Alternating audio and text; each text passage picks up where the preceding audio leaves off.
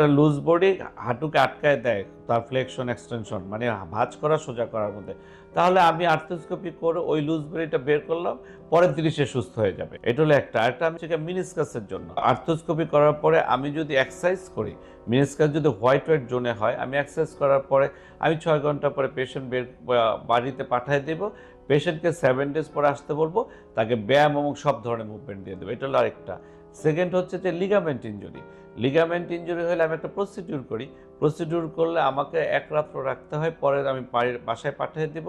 ইতিমধ্যে তাকে ব্যায়াম দিব এবং তাকে ওয়াশরুম ইউজ করতে বলবো। আমার কাছে তিনি আসবেন 2 উইকস পরে, দেন আমি তাকে ব্যায়াম দিয়ে ওয়েট দিব এবং তাকে মুভমেন্ট দিয়ে দিব, এবং এর পরবর্তীতে আফটার 6 উইকসের পরে তাকে ফুল ফ্লেকশন দিয়ে মানে হাঁটু পুরা ভাঁজ করবেন এবং নর্মাল ওয়াকে চলে যাবেন এবং গেমসে যাবেন 6 মাস পরে। এটা হলো একটা। এছাড়া যদি আমি আর্থ্রোস্কোপি করি বায়োপসির জন্য, সেটার সাথে পরের দিনই সে ভালো হয়ে যাবেন, কোনো সমস্যা নাই। ল্যাবেজ যদি করি মানে ইনফেকশনের জন্য, সেই ইনফেকশনের জন্য আমি আর্থ্রোস্কোপিকে আগে হাঁটুটাকে কাটতে হতো, এগুলো না করে আমি যদি আর্থ্রোস্কোপিক ওয়াশ দিয়ে হাঁটুকে পরিষ্কার করে দিই, তাহলে তো পেশেন্ট সাথে সাথে মুভমেন্ট করতে পারবেন।